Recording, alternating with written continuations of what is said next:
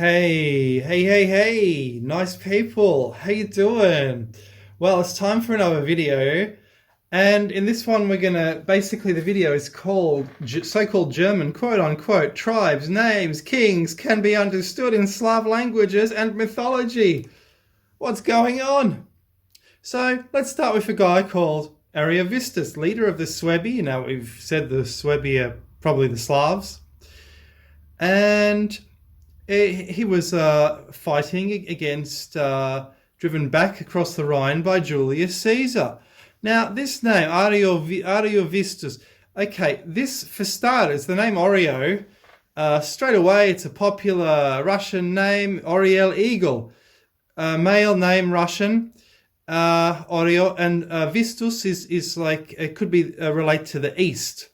So it's like Ost, but Vostok in Russian is Ariovisto. Vostok means east in Russian. So it means Eastern Eagle. So Eastern Eagle led the Germanic peoples against Julius Caesar, you see. We've mentioned this one, Stilicho, a Vandal, in another video, a Vandal general, and he was the most powerful man in the West Roman Empire. At about the same, just before the Vandals themselves took over Rome, and I believe his name is pronounced Stalikov. We're going to look at some of these tribes. The red are the Schwaben tribes. The black are the non-Schwaben tribes. The difference is this: the Schwaben tribes were a bit more warlike, and they had a big confederation. They're the most ferocious of the Germans, the most numerous of the Germans. They live in the east. And I've pointed out, the name is identical. The pronunciation is identical to Slav. The border between the Schwaben Germans and the non-Schwaben Germans is identical to an old series of dikes dug in 800s AD between the Slavs and the Germans. So, eventually you got to ask what's going on. And the theory seems to be that the Germans actually arrived here. They're a coastal people. They arrived probably from sinking land masses over here. And that would explain their recessive characteristics, the blonde hair, etc., etc. Fascinating. So the Semnones are the leaders. One of the leaders, they're here, basically this is where the Wends lived, the Sorbs lived. It's basically East Germany, Poland, Semnones. And the Semnones, it says here, were a Germanic tribe, which settled between the Elbe and the Oder in the 1st century. Well, that's allegedly. And they give themselves out to the most ancient and renowned branch of the Suevi. Their antiquity is strongly attested by their religion. Just fascinating. And it says here, having publicly slaughtered a human victim, they celebrate the horrible beginning of their barbarous rite. Reverence also in other ways is paid to the grove. This is their sacred grove. No one enters it except bound with a chain, as an inferior acknowledging the might of the local divinity. If he chance to fall, it is not lawful for him to be lifted up or to rise to his feet. He must crawl out along the ground. All this superstition implies the belief that from this spot the nation took its origin. So the Suebi thought they lived there forever. And they didn't arrive in the 1st century, as this says, but they lived there forever. That here dwells the supreme and all-ruling deity to whom all else is subject and obedient. The fortunate lot of the Semnones strengthens this belief. 100 cantons are in their occupation, and the vastness of their community makes them regard themselves as the head of the Suevic race. So that's Tacitus talking, a Roman historian. And so what does Semnones mean? It doesn't seem to mean anything in German. Of course, the name, same, it's same, the same. It could be the same ones, you see, the same ones. But there are other ways of pronouncing this. For example, I put it into Polish. Now, I could be reaching here. Zemnones. Those with me. And those who are with me are the same people, the same ones, naturally, because they're the same as me, because they're with me. They're the Zemnon, they're the Zemnones. And that is not a Germanic word. So isn't that interesting? By Germanic, I don't mean people living in Germany. I mean Vikings. The Germanic race are a Viking race, possibly from Doggerland. But when it says Germanic tribe here, it means people living north of Rome. So it is such a confusing term, and it mixes everyone up. Right, I knew there was something I missed. Do you see right here? I'm going to zoom in. Okay, I'm just going to zoom in a bit. So here you have the Langobards, right? Now, längst in German, or long in English, the long something, the long people, right? Here, right next to the Langobards, you have another tribe, and I would choose to read that in Polish. Długubni. It's obviously a Slav type name, Długubni. And here it says Dalgabni, right? But so for example, just to kind of prove it to you, I mean, this is a Polish dictionary. So basically, let me just show it to you. So długo means long. So basically, długonogi, right there, means like long-legged. You see, so right next to Langobards, a German name, you have this Polish name Długobni, which also means long. So you have long in the Slav language, and then possibly the same tribe, but maybe it's been conquered by Germans, long in the German language, in the Viking language. You see? Which may have evolved in Doggerland, because if it evolved here, it would be quite similar to this, I imagine. So, Lango and Długobni. I mean, this is so fascinating, the long something.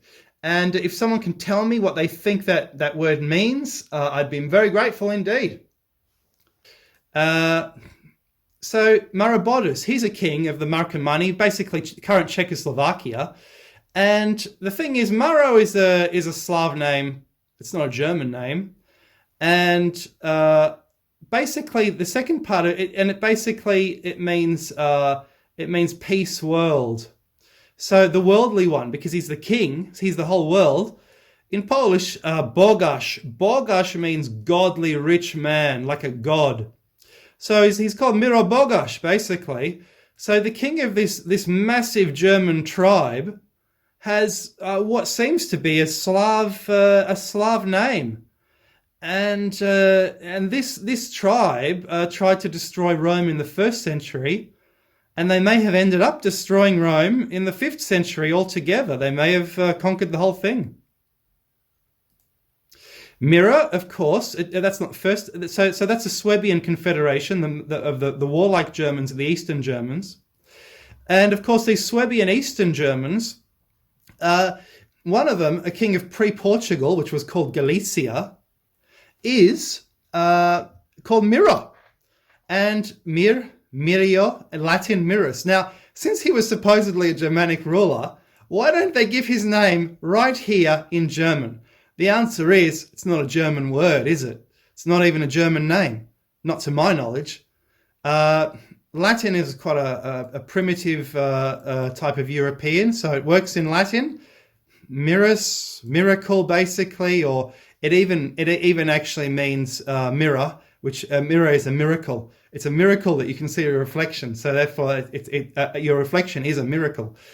It's also a reflection is a mirage. A mirage just means reflection. They knew what a mirage was. It was a reflection. So why does this king of these East Germans have a Slav name? Now, Visigoths is like Vostogoths. It probably means east, just like the Ostrogoths also means the East Goths. So two different tribes. Both name is East Goths. That's interesting. So this was a king of pre-Portugal, Galicia. And it goes on and on. I find the Swabians in Germany interesting. Schwaben. Very similar to Slaven. So the Schwaben. Now the Swabi were the most ruthless of the German tribes. And we all know that the south of Germany, they're a bit more alcoholic than the rest. The whole Germany loves alcohol, but in the south they're a little bit more alcoholic. And we all know that is the stronghold of one of the most ruthless political movements of the 20th century. Don't we? By the way, branch of the Alemannic German group of dialects. I mention this because Alamein, or the Allmen tribe, another German confederation. That's the French name of Germany. So the French name of Germany is taken after a name from Roman, that the Roman Gauls would have called one of the German tribes from Roman Gaulish times. So the Alemanni. Interesting. Now, there's the Three Brothers legends. The Three Brothers legends are found worldwide. I even found one in Australia, among Australian Aboriginals. Basically, three brothers, one goes north, one goes south, one stays where he is. And they set up three different kingdoms. I found one in Australia, the Aboriginals of New South Wales, the ones who built megaliths, proving that they were not here for 40,000 years. They came recently from the Pacific or Asia. So in the Slav world, the three brothers are Lech, Czeck and Rus, and we're going to find out these are so-called German tribes. Refers to the founding legends of three Slav brothers, the Poles or Lechites, they're the Lugi, the Czechs, and the Ruthenians or Rus. The three legendary brothers appear together in this chronicle compiled in the early 14th century. And so that's the Lech, Czeck and Rus legend. And what happened was, Lech stayed where he was. It was a mountain with an eagle on top. Mexicans might recognize that this legend is very similar to their founding legend with the bird on top of the cactus on top of the hill. Same here, same worldwide. This legend is worldwide. And Lech, Czeck and Rus. Lech was pre-Poland. We saw in the previous video, Lech was at one time perhaps a very big empire. And what are these three peoples? Well, let's start with the Czechs. The Czechs seem to be the Chauki. So the Czechs went south. So the Czechs are also the most Germanic. I think that they're the most Germanic of all the Slavs because they build cars. They build amazing cars. The other Slavs can't seem to build very good cars, but the Czechs build cars almost like German build cars. The Skoda, they drink beer like Germans, and they're described as Czech is described as half culturally German, more culturally German than the Poles. So the Czechs, if these are the Czechs, the Chauki, they're basically almost a Nordic people from this part of the world. Now, it's always said that the Rugi are the Rus from here, right? And this can't be right because the Rus must be another name for this other tribe, the Rugi, because they never talk about the soft G, in which case it would be the Rushi or the Rush. So here are the Rus or the Rugi, but their main area is here. And in the legends, the Leks, the Lugians, they're living here, stayed where they were. They made a kingdom. That's medieval Poland, that area there. The Rugi went east, or the Rus, and the Czechs went south. So they're all being pushed to the east, possibly by Germans pushing eastward. And of course, the thing is this, me digging into this, it's quite clear that the Slavs have been pushed to the east by, and then while they were being conquered by and mixing with Germans, and then those Germans become Slavs, or Slav kingdoms become German. And the further east you go, it's interesting, isn't it? This all shows that, see, German scholars must have been aware of this, but they made everyone Germans. English scholars made everyone Germans here, but they must have been aware, because just looking into all this, I can see quite clearly that modern Germans are mixed with Slavs. That's very obvious to me, because Germans are Vikings. They are literally just Viking people from here.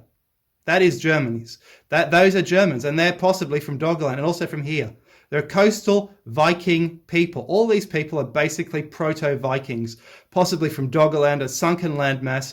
And modern Germans must be mixed with Slavs. They must have mixed with the people on the continent as they pushed east, retreating from Doggerland. And that is very clear in the place names. It's clear in the history of the Polish chronicles, which say all these areas were Slav areas. And a part of a large empire. It's extremely clear to me, and they must have covered this up, or they were stupid, but they must have covered this up. It's one of the biggest cover-ups in history. There's the Lugi, Lech, Czech, the Chauki, and the Rus, the Rugi. Just fascinating. Thanks, guys.